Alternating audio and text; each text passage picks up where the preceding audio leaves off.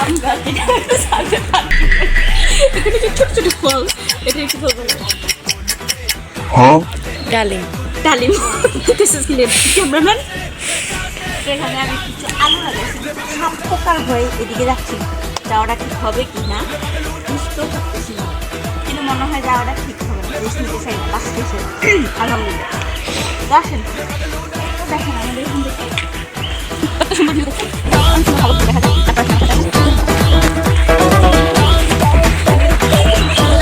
সূর্য যায় অনেক সুন্দর এখানে। আমাদের কাছে ছোট্ট একটা ফুল গাছ,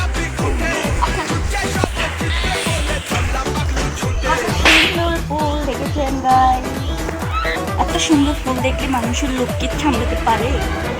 একদমই পারে না।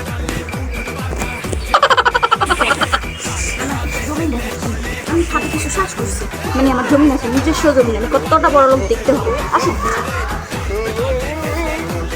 দেখে দেখে যেতে হবে, যেহেতু মাটি আছে তার মানে সাপও আছে। হ্যাঁ গাই, ওই যে দেখেন আমার ছোট একটা আম গাছ। হ্যাঁ গাছ, এরপর দেখেন ড্রাগন ফল গাছ আছে।